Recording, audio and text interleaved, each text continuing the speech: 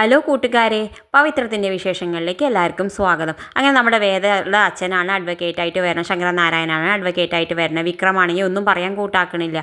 വിക്രം പറയില്ല എന്ന് പറയണ്ട, കാരണം ആ പെൺകുട്ടിയുടെ പേര് അവൻ എവിടെയും പറയില്ല വെച്ചിട്ട് അവൻ പറയില്ല, അവൻ്റെ അച്ഛനോടൊന്നും പറയില്ല എന്ന് പറയണ്ട. അങ്ങനെ അവൻ വിക്രം പോലീസ് സ്റ്റേഷനിലേക്ക് പോകുന്നുണ്ട്.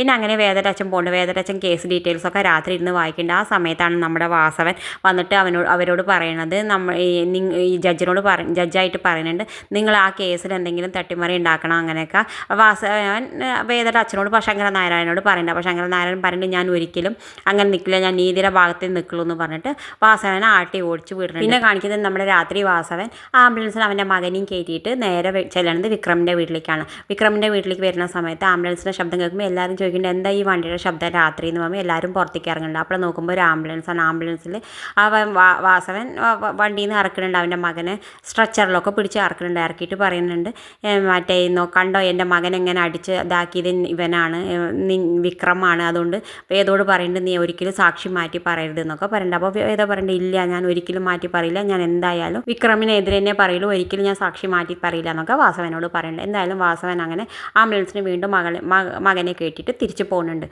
ഇതൊക്കെ ഈ ഫോട്ടോ ഒക്കെ നമ്മുടെ ദർശനം എടുക്കുന്നുണ്ട്. പിന്നെ കാണിക്കുന്നത് പിറ്റേ ദിവസം നമ്മുടെ കോടതിയിലാണ്. കോടതിയിൽ എല്ലാവരും വാദിക്കുന്നുണ്ട്. ആ സമയത്താണ് നമ്മുടെ വേദയുടെ അച്ഛനാണ് ഇപ്പോൾ അഡ്വക്കേറ്റായിട്ട് വരുന്നത്. ശങ്കരനാരായണൻ അഡ്വക്കേറ്റായിട്ട് വന്നിട്ട് വേദോട് ചോദിക്കുന്നുണ്ട്, നീയും വിക്രമായിട്ടുള്ള കല്യാണം എങ്ങനെയുണ്ടായിരുന്നു, അറേഞ്ച് മാരേജ് അതോ ലവ് മാരേജ് എന്നൊക്കെ പറയുന്നുണ്ട്. അപ്പോൾ അവൾ പറഞ്ഞിട്ട് ഇല്ല, അറേഞ്ച് മാരേജോ അല്ല ലവ് മാരേജോ അല്ല, പിന്നെ എങ്ങനെ കല്യാണം കഴിഞ്ഞെന്നൊക്കെ ചോദിക്കുന്നുണ്ട്. അപ്പോൾ ഇങ്ങനെ നിർബന്ധിച്ച് വിക്രം അമ്പലത്തിൽ വെച്ച് താലി കെട്ടിയതാണെന്നൊക്കെ പറയുന്നുണ്ട്.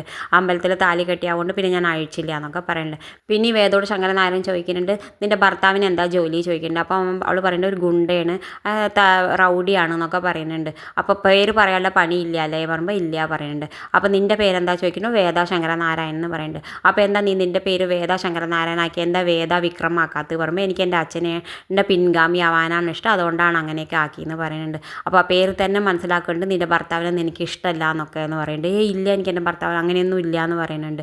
പിന്നെ എന്തുകൊണ്ടാണ് ഭർത്താവിനെ റൗഡി ഗുണ്ട എന്നൊക്കെ പറയാൻ നല്ല പേര് പറയാത്തത് എന്നൊക്കെ പറയുന്നുണ്ട്. അപ്പോൾ വേദയ്ക്ക് ഒന്നും പറയാനാവാണ്ടില്ല. അപ്പോൾ പിന്നെ വേദയുടെ അച്ഛൻ പറയുന്നുണ്ട്, ശങ്കരനാരായണൻ ജഡ്ജിനോട് പറയുന്നുണ്ട്, ഇപ്പം ഇന്ന് ഇത് മനസ്സിലാക്കാനുള്ള അവൾക്ക് അവനോട് വ്യക്തിപരമായിട്ട് തെറ്റാണ്, അതുകൊണ്ടാണ് അവൾ നോണ കേസ് ഉണ്ടാക്കിയിട്ട് അവൾ വെറുതെ സാക്ഷി പറയാൻ ഇറങ്ങിയിരിക്കുകയാണെന്നൊക്കെ പറയുന്നുണ്ട്. പിന്നെ ശങ്കരനാരായണൻ വേദോട് ചോദിക്കുന്നുണ്ട്, എന്തായിരുന്നു ഈ നിങ്ങളുടെ കല്യാണത്തിൻ്റെ പിറ്റേ ദിവസം എന്ന് പറഞ്ഞു. അപ്പോൾ എൻ്റെ എൻഗേജ്മെൻറ്റ് നീയും ആരായിട്ടാണ് പറയുന്നത്, ഞാനും ദർശനായിട്ട് പറഞ്ഞു. അപ്പോൾ ദർശൻ പാവപ്പെട്ട വീട്ടിലത്തെ ആളാണെന്ന് ചോദിക്കും. ഇല്ല അവൻ വലിയ പൈസക്കാരൻ്റെ വീട്ടിലാണെന്ന് പറയും.